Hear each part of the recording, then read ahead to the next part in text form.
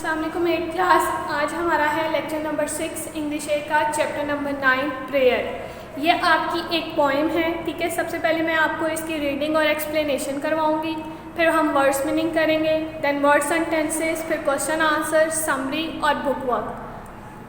Words meaning आपने अपनी copies पर नहीं लिखने हैं और उर्दू मीनिंग्स भी लिखने हैं। वर्ड सेंटेंसेस भी आपने अपनी कॉपीज़ पर लिखने हैं, क्वेश्चन आंसर्स भी, समरी भी, और बुक वर्क में सिर्फ आपको एक पैराफ्रेजिंग करवाऊंगी, वो आपने अपनी कॉपीज़ पर लिखनी है, और उसके बाद प्रपोजिशन की डेफिनेशन आपने अपनी कॉपीज़ पर इनको लिखना भी है और याद भी करना है। तो सबसे पहले हम रीडिंग की तरफ आते हैं। स्टूडेंट्स, सबसे पहले हम पोएट के बारे में थोड़ी बहुत नो हाउ कर लेते हैं, ठीक है students. Mister Athar Tahir is a Pakistan civil servant.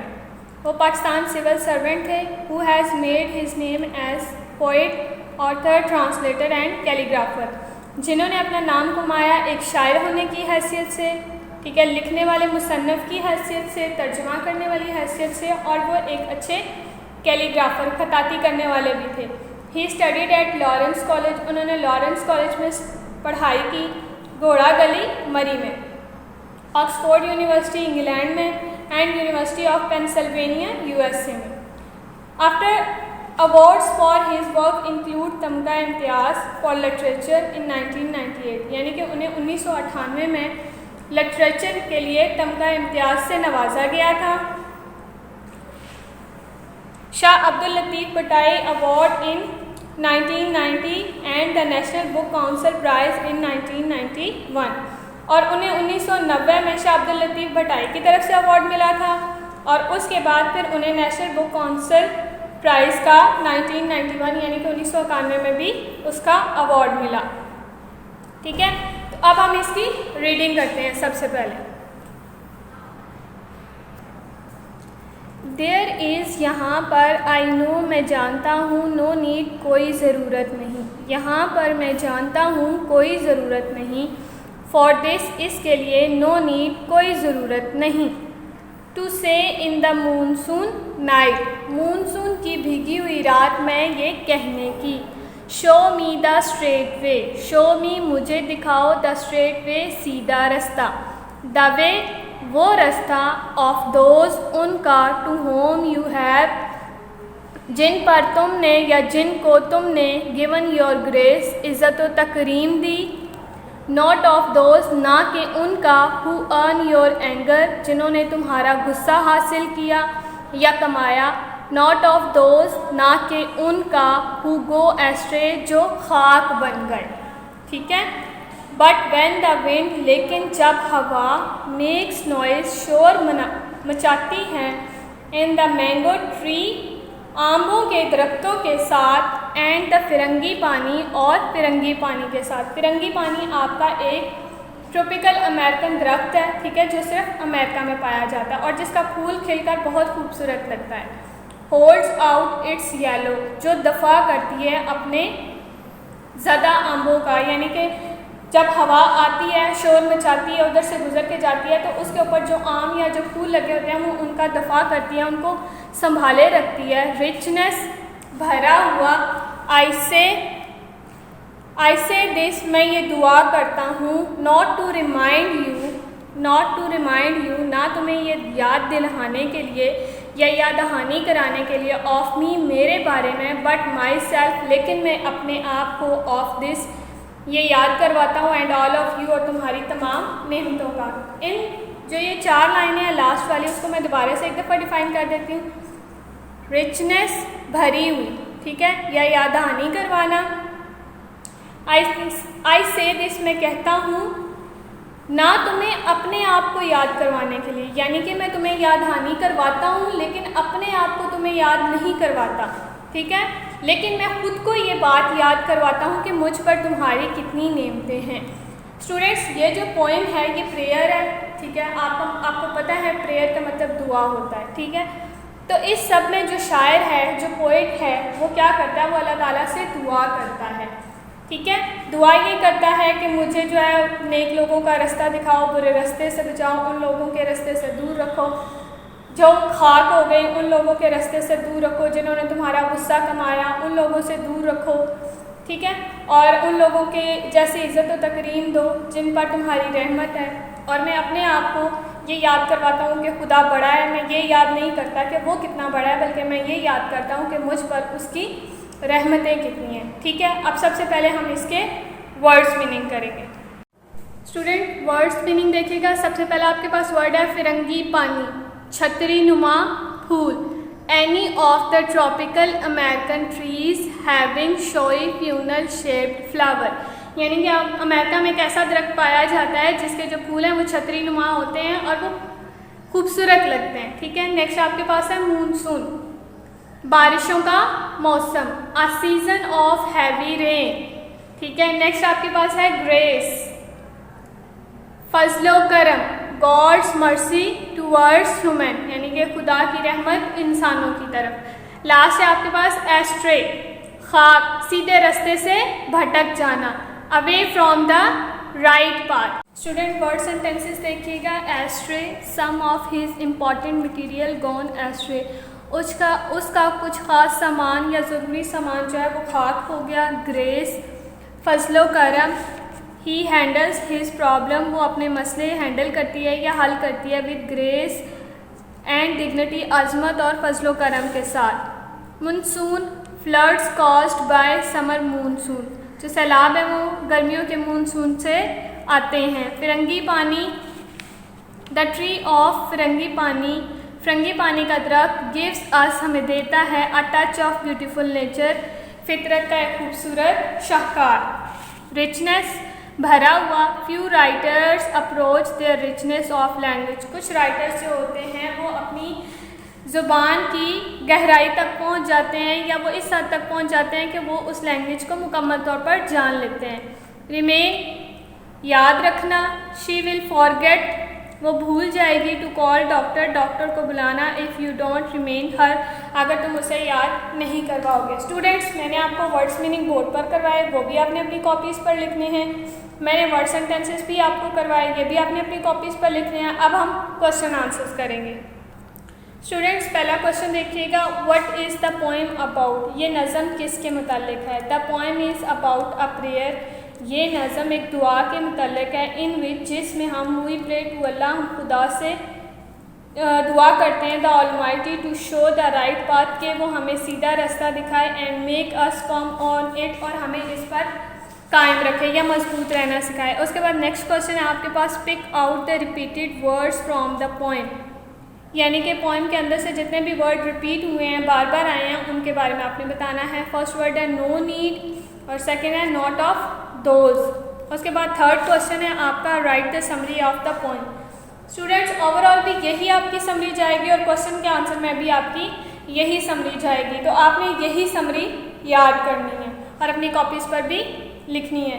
The poem prayer has been written by M Athar Tahir, यानी कि मोहम्मद अतर ताहिर, ये नज़म दुआ जो है वो मोहम्मद अतर ताहिर ने लिखी है। In this pome the poet says that, इस नज़म में शायर कहता है, इन अ मूनसून नाइट, एक मूनसून रात में, वी शुड प्रे, हमें दुआ करनी चाहिए, टू अल्लाह ऑलमाइटी, अल्लाह ताला से, instead of any other thing, किसी और चीज़ के बजाय, यानी कि मूनसून की रात में हमें अल्लाह ताला से किसी और काम करने की बजाय अल्लाह ताला से दुआ करनी चाहिए। वी शुड प्रे, हमें दुआ करनी चाहिए, टू हिम, उससे, टू गिव अस, के वो हमें दे, स्ट्रेंथ, ताकत, to stay on the right path, के हम सीधे रास्ते पर खड़े हो सकें या रुक सकें, and to stay away from the path of evil, और शैतानी रास्ते से हम दूर रह सकें। इसमें शायद ये कह रहा है कि हमें अल्लाह ताला से ये दुआ करनी चाहिए कि वो हमें सीधे रास्ते पर कायम रखे और बुरे रास्ते से हमें दूर रखें। Allah almighty has granted us uncountable blessing, खुदा ताला ने, खुदावंद करीम ने हमें बेशुमार नेमतों से नवाजा है। In return ever thankful to him for these blessing, और उसकी इन नेमतों के बदले में हमें उसका इंतहाई शुक्रगुजार होना चाहिए। ये क्वेश्चन का आंसर भी हो गया और साथ जो हमने आपको समरी करवानी थी वो भी आप यही समरी करेंगे, ठीक है। अब हम बुक वर्क की तरफ आते हैं।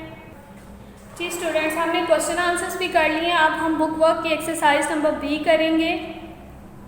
From the brackets choose the best suitable answer and finish these lines with the word which rhyme। यानी कि इन ब्रैकेट्स के अंदर से आपने लफ्ज़ चूज़ करने हैं और राइमिंग के अकॉर्डिंग उनको सेट करना है। यानी कि जो कॉमे से पहले वर्ड आएगा उसके अकॉर्डिंग आपने मिलता जुलता वर्ड ही आंसर लिखना है।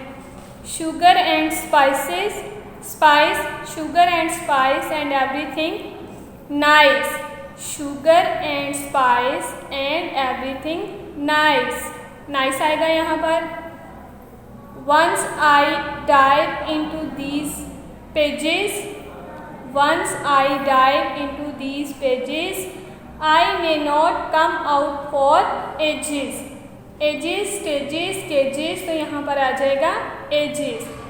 आई like to eat and crunch, I like to eat and crunch the food I have for lunch, मंच, ब्रंच, लंच, तो यहाँ पर आ जाएगा लंच। अब एक्सरसाइज नंबर सी देखिएगा स्टूडेंट्स।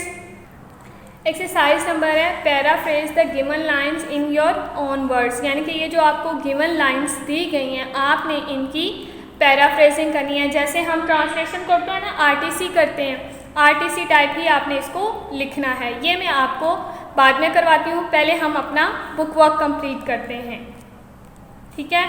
प्रेपोजिशन, प्रेपोजिशन क्या होता है?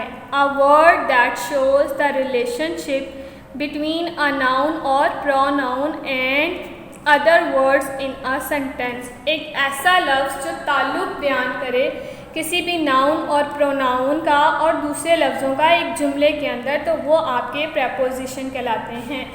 यानी कि नाउन और प्रोनाउन को जोड़ने के लिए, जोड़ के उनका रिलेशन बनता है ना, उन रिलेशंस को हम प्रोनाउन कहते हैं। इसकी एग्जांपल्स देख लीजिएगा। Ali is playing tennis on Sunday, तो यहाँ पर ऑन जो है वो आपका प्रेपोजिशन है। उसके बाद है fill in the blanks with suitable preposition, आपने ये सारे फिल इन द ब्लैंक्स जो हैं वो जो उनके साथ सूटेबल प्रेपोजिशन है उसके अकॉर्डिंग उन्हें सॉल्व करना है। My birthday is dash May, in May, my birthday is in May. What are you doing dash the afternoon, in, what are you doing in the afternoon. She is sitting dash a chair, she is sitting in a chair. फिर आपको एक बात और बता देती हूँ, जो इन होता है ना, जब कोई इंसान जो है वो किसी कुर्सी पर बैठता है, ठीक है, तो उसके लिए हम इन यूज़ करते हैं। अगर कोई जानवर जो होता है वो अगर कुर्सी पर बैठा होगा या कोई बेजान चीज़ कुर्सी पर होगी तो उसके लिए हम ऑन यूज़ करेंगे। ह्यूमन बीइंग्स के लिए हम हमेशा इन यूज़ करते हैं। My best friend lives dash Lahore, in, my best friend lives in Lahore. I am not interested dash buying a new car now, in, I am not interested in buying a new car now। Exercise number ई आपने नहीं करनी, ठीक है। Exercise number जो F है वो भी आपने नहीं करनी। एक्सरसाइज नंबर जो आपके पास जी है वो आपने खुद से अपनी कॉपीज़ पर करनी है। Here is a mix group of words, take out the rhyming words and write them down separately.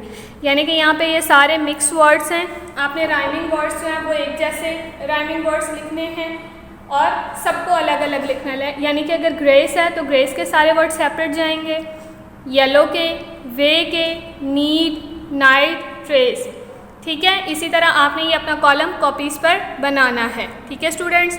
तो अब जो पैराग्राफ ये सी था आपका paraphrasing in the given lines, ये मैंने आपको कहा था कि मैं बाद में करवाऊंगी, अब मैं आपको ये करवाऊंगी। आपने ये भी अपनी कॉपीज़ पर लिखना है। स्टूडेंट्स मैंने ये जो है show me the straight way और हु गो एस्ट्रे, ये मैंने डॉटेड फॉर्म में लिखा है। आपने भी अपनी कॉपीज़ पर इसको डॉटेड फॉर्म में ही लिखना है। आगे इसका रेफरेंस देखिएगा, ठीक है students. These lines have been taken from the poem prayer written by Mohammad Athar Tahir. ये जो लाइन्स हैं ये पोएम प्रेयर से ली गई हैं और उसको मोहम्मद अतर ताहिर ने लिखा है। मैं फिर से रिपीट कर रही हूँ, these lines have been taken from the poem prayer written by Mohammad Athar Tahir. ठीक है, आपने भी इसको इसी तरह ही लिखना है। आगे मैं आपको इसकी एक्सप्लेनेशन करवाती हूँ। इन दीज लाइन्स, इन सतूर में, the poet praise to Allah almighty, शायर जो है वो दुआ करता है खुदा मुंदे करीम से, टू गाइड हिम, कि उसकी रहनुमाई करें, टू द राइट पाथ, सीधे रास्ते की तरफ, which is the path of those people, वो रास्ता जो उन लोगों का है, upon whom you have favoured, जिन पर तुमने अपना लुत्फ़ करम फरमाया, या जिन पर तुमने अपना लुत्फ़ फरमाया। यानी कि शायर कहता है इन लाइन्स में, वो अल्लाह ताला से दुआ करता है कि मेरी रहनुमाई करे उस रास्ते की तरफ जिस रास्ते पर वो लोग चले जिन पर तूने लुत्फ़ करम या रहमो करम किया। Do not let me follow the way, मुझे उस तरफ, मेरी उस तरफ रहनुमाई ना करो, द वे, रास्ते की तरफ, ऑफ दोज, उन पीपल, लोगों का, हु अर्न योर एंगर, जिन्होंने तुम्हारा गुस्सा हासिल किया, और गो एस्ट्रे, और खाक हो गए, फ्रॉम द राइट पाथ, सीधे रास्ते की तरफ। यानी कि पोइट जो है वो इसमें दो ही दुआएं करता है अल्लाह ताला से। एक दुआ जो मैंने आपको बताई कि वो उससे दुआ करता है कि मेरी रहनुमाई करो और मुझे उस रास्ते की तरफ लेकर जाओ और उन लोगों के रास्ते की तरफ लेकर जाओ जिन पर तुमने अपना लुत्फ़ करम फरमाया था। और दूसरी दुआ वो ये करता है कि मुझे उन लोगों के रास्ते पर ना चलने देना, या मुझे उन लोगों के रास्ते की तरफ मेरी रहनुमाई ना करना जिन पर तेरा गज़ब नाज़िल हुआ या जिन्होंने तेरा गुस्सा कमाया, और उन लोगों से भी मुझे दूर रखना जो खाक हो गए, सीधे रास्ते से भटक गए। स्टूडेंट्स, चैप्टर नंबर 9 के मैंने आपको question answers, words meaning, word sentences, book work, paraphrasing ये सारी करवाई है, और साथ साथ मैंने आपको बताया है कि आपने ये वाला काम अपनी अपनी कॉपीज़ पर लिखना और याद करना है। मैं फिर से रिपीट कर रही हूँ, words meaning, word sentences, question answer, summary, paraphrasing, ये सारी चीज़ें आपने अपनी कॉपीज़ पर लिखनी भी हैं और याद भी करनी है। उसके साथ साथ आपने बुक वर्क जो है वो अपनी बुक पर ही कंप्लीट करना है।